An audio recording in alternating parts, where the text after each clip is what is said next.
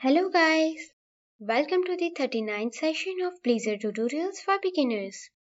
Throughout the sessions, we have used Blazor 3.0 Preview 7, but now 3.0 is publicly available. Before this, Microsoft have launched Preview 8 and 9. So in this session, we will learn how to upgrade the existing project with Preview 7 packages to Preview 9. Please find attached links to find changes in those versions in more detail. The first step for this upgrading is updating all NuGet packages related to the Blazor to Preview 9. Here I will upgrade Blazor to the client-side project only. After upgrading packages, we will get several kinds of errors because these are various changes that have been added in Preview 8 and 9. Let's see all changes that you must do to remove those build errors. Inside the App.razor file, now we need to specify route details and default layout when routing pattern matches. Along with this, the not found content tag is renamed with the not found tag, and we can also specify a master page for this. So, not found page is also looks like other pages in the application. In imports.razor file, layout class was previously present inside its own namespace, but after upgrading it resides under component namespace. So we need to remove layout from the namespace. And for new events were added inside the components .web namespace, so we also need to add it here.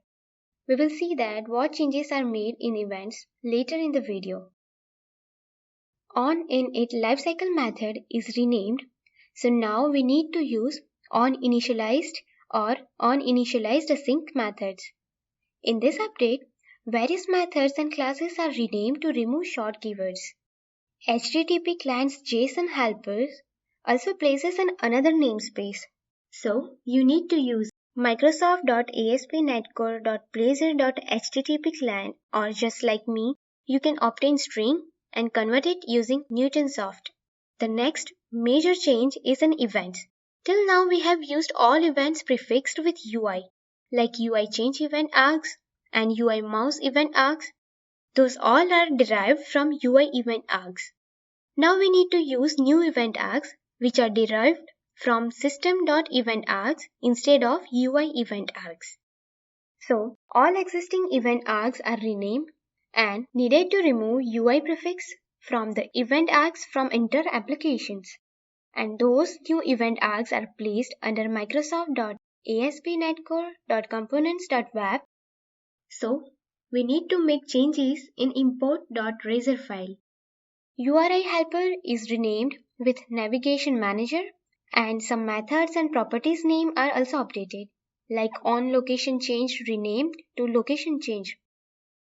DotNetObjectRef is renamed to DotNetObjectReference. In OnAfterRender lifecycle method, we will get the boolean flag, which represents component in rendering the first time or not. This change is applicable in both normal as well as the async method. Now you will be able to build your project. If you get any kind of error, then please contact me. Thanks for watching this video.